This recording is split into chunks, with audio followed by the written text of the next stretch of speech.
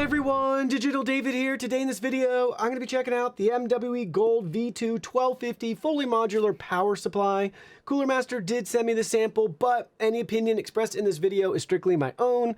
That being said, if you're interested in this product or you want to find out more about it, the link to it will be in the video description. Check out the retail box and packaging. Everything looks great. They walk you through some key tech specs on the back as well as the sides.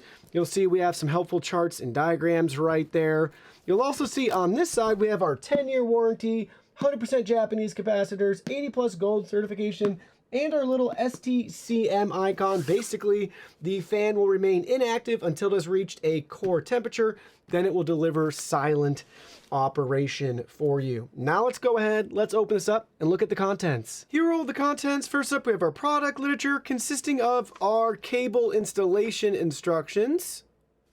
Take a look at that depending on which cable type you're going to use with your GPU. Be sure to follow that for best practices. We also have our full user guide and manual here with charts, diagrams, and everything repeats in multiple languages. Power cord and cable, 4 screws, and then we have all of our included cables right here.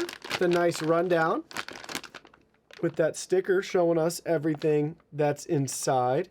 And then lastly, we have the PSU itself. Let's look at that in more detail. All right, looking at the power supply up close, you'll see on this side right here, we have Cooler Master's logo and branding as well as our product information there. Flipping it around, you'll see just a solid metal cover on this side. Other side has additional tech specs for us here, as you'll see. And then we can flip it around to this side. We have Cooler Master's logo again, toggle on and off switch, and we have our power cord connector. You'll see our screw holes here to attach to our PC case. On this side, you'll find our lovely fan, Cooler Master's logo, warranty void if tampered or removed, sticker there. And lastly, let's flip it around to this side. You'll see all of our cable connection options. There's our PCIe 5.0 slot right there. Motherboard. Then we have our PCIe CPU, hard drive. So everything's nice, neat, organized for us right there. Looks really sharp. Some extra space on this side too, as you can tell. But look at that. All right, now let's go ahead. Let's try out this power supply. All right, so we have the power supply connected right now. We're looking at our main motherboard connector right here. You're seeing all the values in real time for the power supply. 5, 12, 3.3, 12.15, and 188. Blue's great. Everything is well within range and where it should be. PG value, in case you're wondering, that's measured in milliseconds. That should be anywhere between 100 and 500.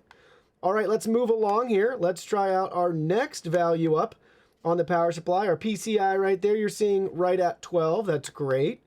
And then lastly, our CPU also right at 12 right there. So everything is to spec and working great. Also want to point out really quick what that 600 watt cable looks like here. Thought you might like to see that out of the box for all you NVIDIA GPU people out there. Looks good. Very standard. Amazing that that's 600 watt support with this cable.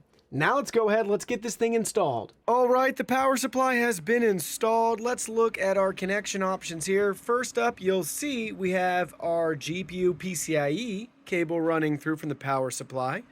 Then you'll see we have our motherboard power cable right there.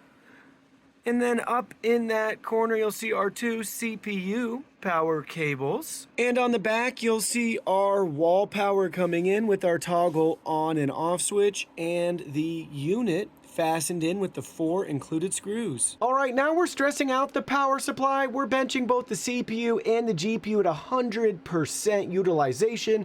And you'll see we have no power errors detected. It's been running that way for 7 minutes straight, almost 8 minutes. Take a look at our really helpful graphs over here. You'll be able to see the power for the GPU and the CPU as well as our voltages.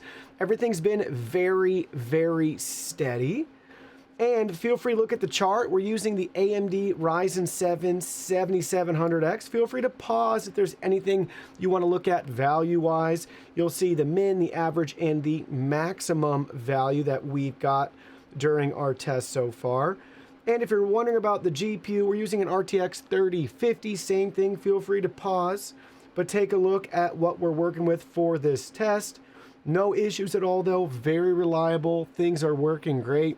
Obviously, time will tell how it holds up, but everything is passing spec right now, just out of the box. So we're getting closer to that 10-minute mark with no errors under full load and stress, and no signs of it backing down or having any issues. So I've been using Cooler Master power supplies for years without any issues. I expect that to be true with this particular unit as well.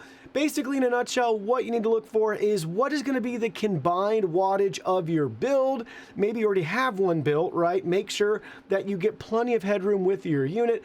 And if you have a next-gen GPU, you'll appreciate having that 600-watt cable with just one cord giving you all of that power. So it's a really nice power supply that works great, backed by a fantastic warranty, so heaven forbid if there are any issues, you will be covered.